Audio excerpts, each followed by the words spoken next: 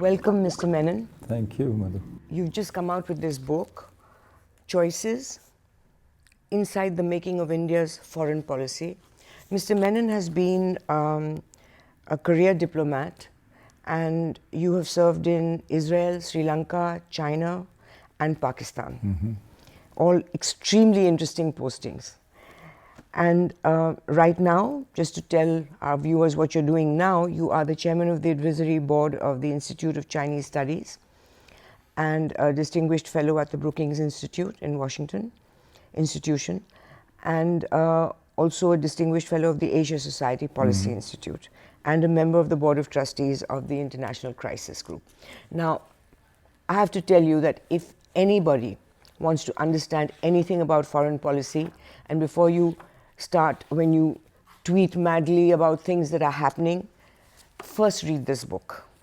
That's high praise, thank you. And we'll start with, as you have in your book, with China. In 1962, as you've written in your book, we were so ill-prepared. What do you know, people have written that it was Jawaharlal Nehru who actually instigated it. You have not implied that. I don't think so, no. But you don't believe he did. I don't think we as India can be accused of bad faith. We might have made mistakes, we might have been ill-prepared, we might not have understood what was going to happen, but I don't think we can be accused of bad faith in the run-up to the war. And you think that he was, Jawaharlal Nehru was simply naive and not reading what the situation I think was? yes, I think it was really a mistake of not understanding what the situation was, of what the consequences could be, of how force could be used. Yes, I don't think it was a very great moment for us, for Nehru and for us as a country. I mean, because it's not only Nehru after all. What about all the institutions which were supposed to advise him, which were supposed to know what was going on, and to at least to lay out the options and tell him what was possible. So yes, it was a low point. But I think the remarkable thing for me is that from that low point, we then actually managed, 30 plus years, we've managed not only the world's largest boundary dispute, we've kept that border peaceful, it's our most peaceful border today, and we've actually handled the relationship, both sides, India and China together, have handled the relationship in a very mature and constructive way, while we've both gone around building up our own countries. I mean, these are the best years for both countries, if you look, the last 30 years. But you have written that two portions of the Border Peace and Tranquility Agreement have yet to be implemented. True. What are the roadblocks there? Well, I think, frankly, we immediately, when after we'd done the agreement, we spent a lot of time putting in place military confidence building measures, standing operating procedures to avoid the recurrence of trouble and that part has been successful. If you think of it, the last death on that border was really in 1975, and that was by accident in the fog. So we've actually managed to do that. But the agreement also speaks of mutual and equal security, that we need to do other measures, and that part we haven't fully explored yet. And I think we need to do that. And of course, the whole agreement is premised on the idea that we would settle the boundary, where the actual boundary lies, through peaceful discussions. And we've made some progress, but we haven't actually done that yet. But as your book shows, the boundary itself is so vague. There are areas in which it's not clearly demarcated, as you've written. Well, the LAC is. The LAC is, yeah. But then I think there's a distinction here between the boundary and the LAC. As you've clarified, the LAC yes. is the line of actual control, where we are today. And that's the status quo. The boundary is where we think our sovereignty extends to. For India, there's never been any doubt. I mean, we show a very clear boundary on its traditional, customary product of history. In many places, it's also the product of treaties and agreements. If you look at the eastern sector, it's the McMahon Line. It was done in Simla in 1914, signed. But you've written the process of LAC clarification has effectively stalled since 2002. India, therefore, does not have an agreed upon LAC. Yeah, so the LAC, we don't have an agreed map on which both sides have signed it. And yet, this is peaceful. You have an agreed map with Pakistan, for instance, for the LOC, which both DGMOs have signed. You know exactly where the line is. And yet that's not only not peaceful, it's the one that terrorists cross, where all infiltration happens. So it's actually, as long as both countries are determined and show the ability, as we have over the last 30 years, to keep the peace, I don't think we're doing badly. I think we should actually take credit for what we've achieved. You've written that in 2013, India discovered a new Chinese presence on its side of on our side of the line, and we took countermeasures and moved a force within days, and insisted that the status quo be restored before it would discuss any of the matters the Chinese tried to raise. Now, it means that we never know when China will raise the ante. Well, I think what it shows is actually that we handled it successfully. Within 2 weeks, when the same thing happened in 1986, it took us over 8 years to actually restore the status quo. Both sides negotiated, discussed, went through a complicated process. Thanks to this agreement in 1993, when this happened in 2013, within 2 weeks, we'd both agreed, restored the status quo. And this works both ways. When the Chinese think that we are in an area which they think is on their side of the line. Has that happened? It does happen, but we have mechanisms for actually disengaging if our forces meet face to face, because there are areas that both think are on their side of the line. So there are areas where we meet, but we have mechanisms. We have standard operating procedures for what to do when that happens. We have ways of dealing with it, and that is the strength of the agreement, that we can find solutions to it. But has it happened that we've been on their side of what they consider their side? We only go where we think is on our side. No, if and when that has happened, does the Chinese media report it like we do? You see, there are areas where both sides think it's on their side of the line. So the Chinese it's a mirror image of you, or what you say. You say, oh, the Chinese have intruded. The Chinese will think you have intruded, because they think it's their side of the line. But we have ways of dealing with it. But does their media... You must be aware of how their media the Chinese covers it the way... Do they cover it the way we do? No, because it's a very different media. It's an official media. But they take it up with us officially and so on. And they note it. They tell us, we think you've come to our side. That's true. But the media doesn't cover it the same way. It's a very different media from ours. Mm-hmm.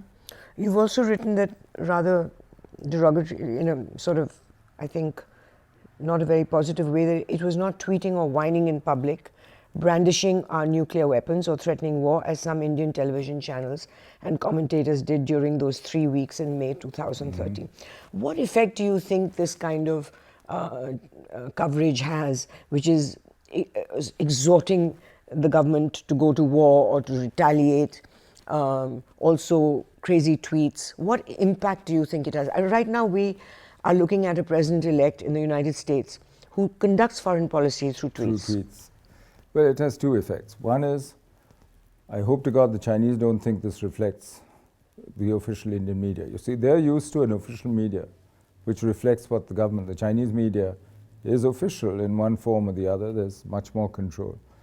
So we therefore have to be very careful when this happens, like in Depsang in 2013, to make sure that we communicate directly as a government to the Chinese government, and that they have no misunderstanding that what is being spouted on the various channels reflects government. But the other problem... But very often it does. It doesn't very really. Often the government plants the story and says, please go with this. Frankly, that's not true.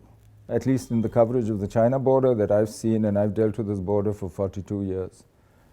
Most of it is people guessing, or people who don't know, who refuse to admit that they don't know, and they talk. So on the China border story, it's not government planting these stories at all. But the more dangerous effect, I think, is what we saw happening between 1959 and 62, which is that public opinion in India gets misled and riled up, and therefore that limits the government's ability to actually deal with the issues in a rational way, or to come to a good outcome. You mean public opinion in India? During Nehru's time? Yes, during the last few years just before the war. If you look at the kind of public opinion that was built up on the China boundary issue, it left the government almost no room to maneuver. And many of the more extreme statements that you heard were in response to public opinion in the media. But public opinion didn't have a platform at that time. Oh, it had parliament, it had the media.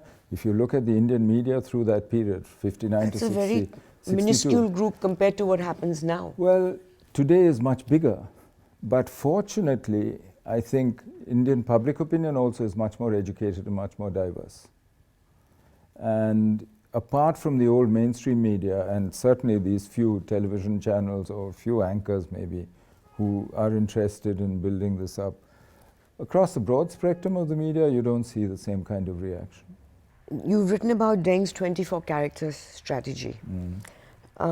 He got it under 140 characters, which is the limitation for tweeting. So what is wrong with that? I mean, why? It's a good strategy, but the Chinese don't follow it themselves anymore. What has changed? I think because they feel that now they are much more powerful than they were. They don't need to hide their lights. And they also think that the situation has changed, that they want to assume more of a role outside. So it was a good strategy for an emerging power at the beginning of its rise. And every emerging power in history has followed that kind of strategy. Keep your head down, concentrate on making yourself strong and prosperous, stay out of entanglements and trouble, and don't assume leadership. I mean, that's the summary of what he said. Look at George Washington's farewell address to the US Congress. He said exactly the same thing: stay out of trouble, forget foreign entanglements. It's a good strategy for a power which is rising, which still has a way to go. But China's everywhere now. It's in Africa. Well, which is why today's China is not the China when Deng made those statements. I mean, if you look at the size of their economy, they're the world's second largest economy, largest in PPP terms, world's largest trading nation, manufacturing, every market, every region she has interest. So therefore she behaves differently also from what she used to do. She is China? China, yeah. Okay, why she is she? All countries are I see he, China as a he. Really? Yeah, I think so. The fatherland, no, I think that's a very loaded phrase, so if you make it. When the president of China was visiting in September 2014, the PLA entered the Shumar area. And then again, the same thing happened during Modi's visit to China in April 2015. What is the message that it can't be a coincidence that this happens every time? Yeah, well, there's 3 or 4 possible explanations, but you have to try it out and see which one is. One is that they're saying to you at a time when it's sensitive that, look, here's a big issue. We want to settle this. It's a serious issue, so that's why we've raised it at this time. We want your attention to this. That's one. The other is they're just reminding you that we can embarrass you anytime. So let's try and come to some kind of understanding. Let's learn to live with each other. I mean, that's a slightly... But how does India respond to this? But none of these is actually a big military threat or anything. You'll notice it's very different from... So it's mainly political signaling, no matter what. Well, you have to decide what you want to do. If you want to test it out, go to the table and see whether he's serious about negotiating or whether it's just a political message which, is lower. I mean, that's up to you. You can, and that's what states do. This is part of the signaling and the messaging that goes on between states. And especially when you have a new government, it's normal for states to signal, okay, this is the nature of the kind of relationship that we're looking for, the way we look at it. What should Indians keep in mind when they're negotiating with the Chinese? I think we need to be very clear about what goals we seek, and I think we should just pursue our national interests much more directly. Rather than looking at status or revenge for 62 or all these emotional goals, I think we should just look at what's in our interest and do that. Would you say that the Chinese are trustworthy? The Chinese will keep their word. But, you must remember that there are many more words in Chinese than in English. In other words, the actual meaning of each word in Chinese is much more defined and much sharper than in English. So, I remember in 2008 when we were talking to them about the NSG exemption, and I remember coming back and telling people, the Chinese have said that they will not be the ones to oppose us. So they said, good, China is going to support us. That's what it sounds like in English. So I said, no, All they've said is they will not be the only ones who will oppose you. That's That a doesn't nuance stop which could them be from- easily missed. But it's not really easy to miss, because that's exactly what he said. But the meaning in Chinese is quite precise. In English, the words have a much bigger meaning. There's much more ambiguity in English. And there is this risk always that you don't actually listen to what they say. They will implement what they've actually signed, the letter of what they signed, for instance. You've written about taking risks in negotiations. What kind of risks have you taken while you were negotiating with the Chinese? Well, with any negotiation with a foreign power is much more of a risk than it is a domestic negotiation of any kind. Because he's totally outside your control. There's no international law that's going to make these agreements work. It has to be based on mutual interest. And he has to have some interest in implementing it. And the risks, therefore, are mainly about knowing what you can get and what you... So you try. And I think Raymond Aron used to say that diplomats are gamblers rather than... Yeah, you've quoted it in the beginning of your... Diplomats do not combine means with a view to ends. Like engineers, they take risks like gamblers. So what is the biggest risk you took? Well, every negotiation is a risk because it runs the risk of failure.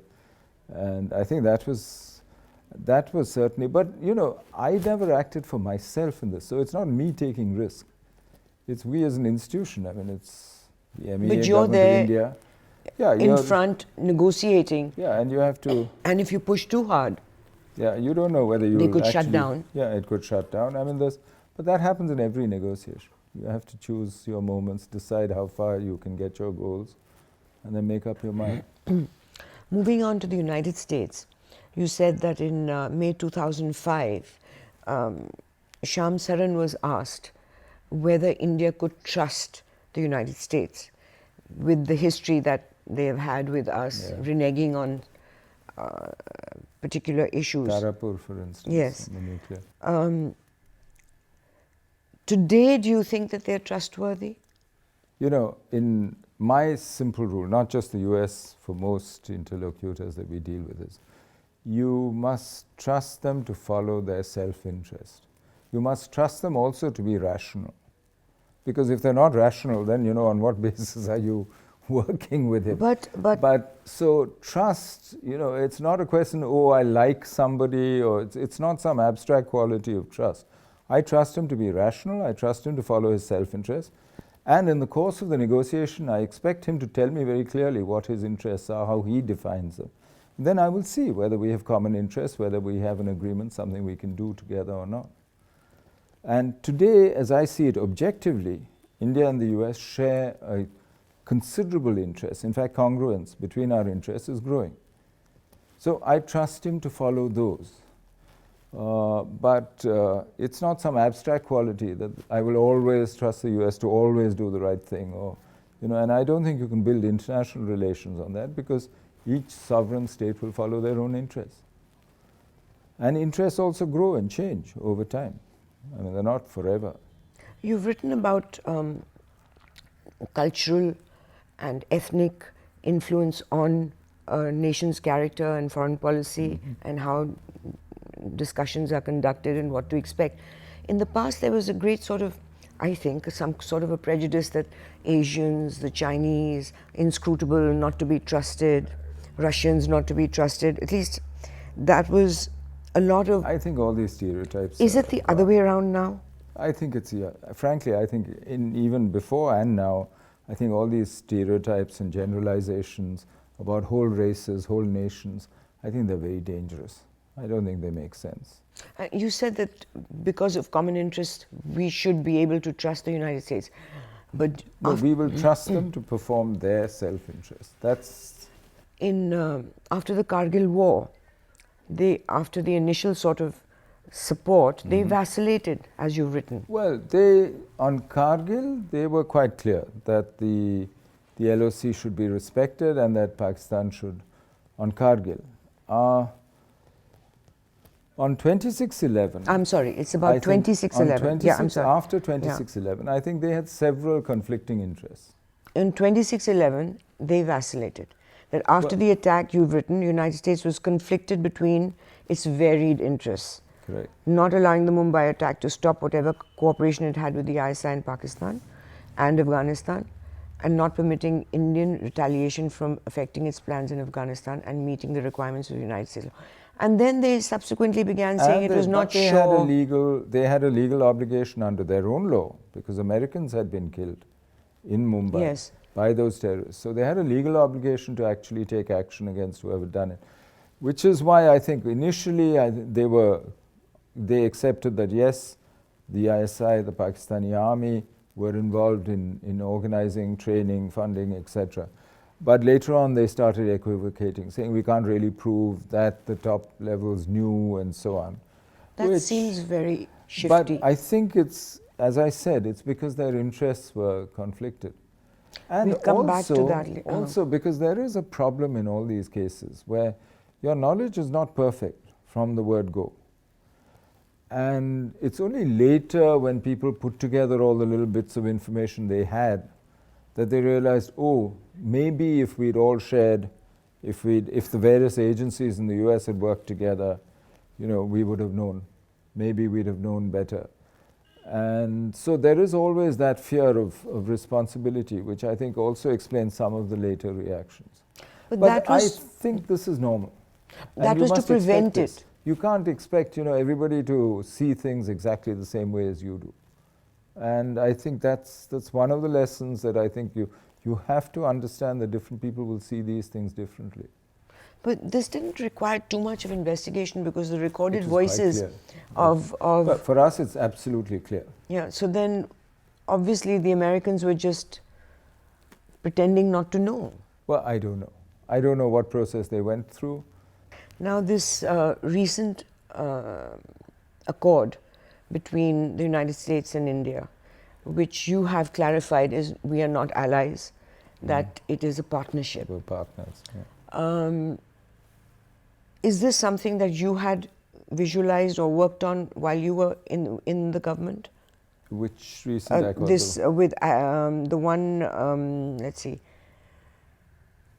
with Defense Minister Parikar and Ashton Carter, the latest one. Well, the Defense Technology where the Initiative, transfer of technology and... we, in 2012, when Ash Carter came to India as Deputy Secretary of Defense at that time, we had actually started the Defense Technology Initiative, which involved joint production of weapons together, manufacturing in India, and also joint R&D on weapon systems, on defense technologies, which were of relevance to defense. And we had started the process. We were talking to firms. In fact, he did a lot of work on the US side, talking to various firms. We did work on our side to identify what we were both interested in, what we could manufacture and so on. I think and I'm very glad to see that they've actually taken it much forward, because we need to move beyond being just a buyer-seller, us a buyer, them a seller of defense equipment, to a stage where if you're partners, then you need to produce it together, you need to do the research together, share the technology, produce the technology yourself, and produce the defense, the weapons, whatever you need for your defense. So I think this is really the way forward in the long run. That makes it a sustainable relationship where both sides have an equal interest in keeping it going. So when government changed hands and you left, all this was given in briefings to your... Yes, it was handed over to, and that's the way it should be. So they use whatever work you've done, and the work continues as before, unless they want to change it. They've added stuff of their own, and they're seeing what else they can do. So it's grown, and it's good to see something grow like that. How much does American business influence their foreign policy? For example, you've written about an incident when Condoleezza Rice leaned over to Manmohan Singh and said, when are you going to start ordering the reactors from Westinghouse? And Bush kind of hushed it down, saying this is a much bigger... it's about bigger things. It's about bigger things. It's about the strategic cooperation. But basically it is about Westinghouse, isn't it? Well, to some extent, but it's not the entire thing. I think we did the civil nuclear agreement. I think one big reason was to remove this big thorn from the relationship, which had actually inhibited the rest of the relationship for such a long time, since since actually 77 onwards, since after R-74 explosion, and then the US Act and NPA. But there were other reasons as well. I think the US had changed its attitude when President Bush came to power, George W., in 2000, because for the first time they started saying the rise of India is in the US interest. This was not something that they used to say before. And that made a big difference to their whole approach to the relationship. So the transformation of the relationship was really, and this was a big part of that, of allowing and enabling the transformation of the relationship, which I think it achieved. Of course, business matters. In the US, especially business matters. And yes, Westinghouse had an interest in doing business. Westinghouse and GE, both of them, because those are the two companies in the US who do nuclear business. And they are talking to them. I think they've also allocated sites to them. I think they've signed some initial agreements, and they're in the process now of looking at actually buying the reactors as well. One sees a difference in American delegations that have accompanied American presidents here, business delegations. They kind of, as a layperson's observation, they kind of dictate to the president what they want and make the demands. I don't think US presidents would agree with that. Okay, but I think they push, all right, but I'm free to do that. They push their interests. They push their interests. Yes. On the other hand, when you see Indian business delegations accompany our prime ministers, I don't know how to put it politely, but they're like a begging bowl, looking for policy adjustments for their benefit. Maybe a long time ago, maybe 40, 50 years ago, but no longer now. Now, no, I don't think so. I think so. I've seen it. I don't think it's begging. I don't think they're tagging along for a little glimpse, to be able to put one word in to say, can you just fix this policy for me? Although, from what I have seen, Narendra Modi policy. Yes, and Narendra Modi has not been responsive in the sense that he cuts them off. Well, I think their job is, I mean, on the PM's delegation, when the business delegation goes along with PM, their job is to get things done with that country rather than with PM. But that doesn't happen, does it? And I'm sure they also use the opportunity to speak to PM about whatever bothers them in India. That's why they that's go. Normal. That's what they admit to going for. Yeah, but they are selected on the basis of having a business interest in the country that PM is visiting and in their capacity to actually contribute there. So I presume they do that also. But maybe you don't notice that part because that goes on smoothly. And this is the part that, but I can't. Don't believe I don't see how, they have enough opportunities in India itself. They don't. They think they'll capture him there. No, but how is policy? Economic policy in India is not made by one person or two people. There's a whole process to this. I mean, look at the process of budget preparation and how they've already started. They consult each of the chambers, everybody, they consult, I mean, this is a big thing. I mean, it's not just, I'll get my word into the PM and suddenly But they try, they do. Even CII, FICCI, that's their main goal. To change policy according to what suits their private business. I would like to think that we're a structured state and that, we function differently from... You live in a lovely world. After 26/11, when you wrote about what happened after that within your government discussions, it seems to me, I mean, maybe reading you wrong, but it seems to me that you were far more hawkish than the government you were working for.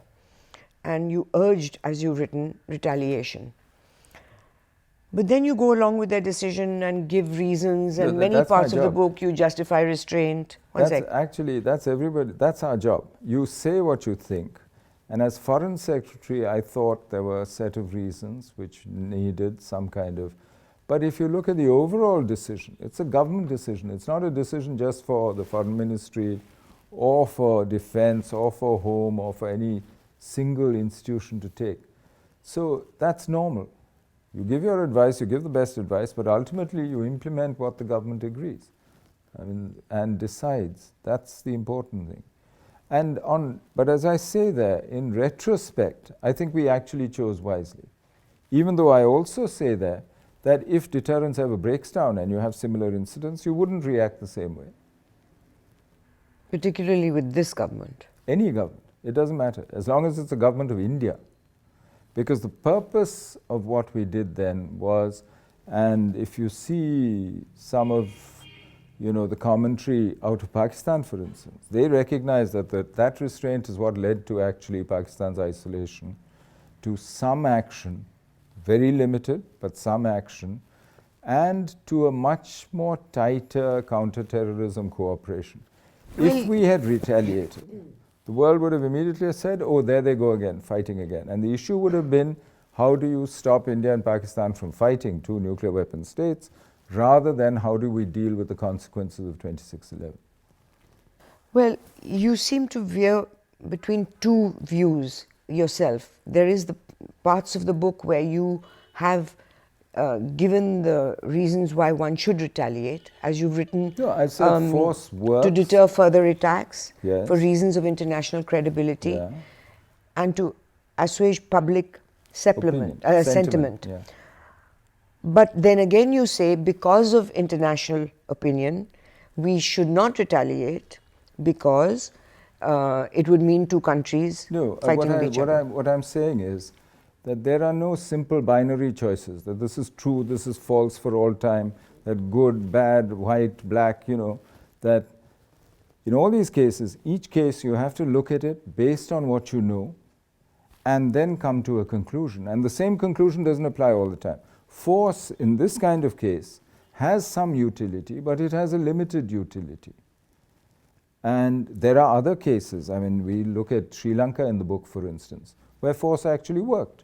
It eliminated the LTT as an organized fighting force. You've discussed that at and the end of your there's a separate book. chapter on that. So I'm not saying here either, so when you say that your view of force, my view of force is that it has utility, but it has limited utility along with other instruments. There are situations where it works, there are situations where it doesn't. In the Pakistani case, I mean, my own conclusion is that force has a limited utility, but it's not going to solve your problems. I mean, if we had retaliated to 26/11 with the use of overt military force against Pakistan, Lashkar-e-Toiba wouldn't have gone away. The sponsors in the Pakistani establishment of cross-border terrorism would not have gone away. If anything, they would have got more support at home from their own population, because they would have said, look, we're under attack. India is attacking us. And they'd wrap themselves in this cloak of patriotism. So, you have to make the calculation at that particular time and for those circumstances about what kind of force to use, whether to use it or not. And so what I'm saying, in fact, the whole point of the book is that you have choices to make in situations of incomplete information, and that there are no simple black or white, win or lose choices, especially in foreign and national security policy. One of the reasons that you've cited is, of course, the international community's reaction. And you've also written about what happened in 1947 when India took the Kashmir problem to the United Nations. But now, and of course, that has been a problem. Everyone's viewed it as a mistake of having taken it over there. I don't know what your views are, but we'll skip that for now because I want to ask you about other things. The fact is that the world has changed hugely since 1947. Today, if there is a terrorist attack, the world views a response to a terrorist attack very differently from a Kashmir, Pakistan, India dispute, because this was clearly a terrorist attack. And why would the world opinion not be supportive of India retaliating to that? If you like that, click here to support us and down here to subscribe to our YouTube channel, and do check out the other stuff we do like News Laundry interviews, Why So Serious, animations, comics, panel discussions, podcasts which are really big, and much, much more.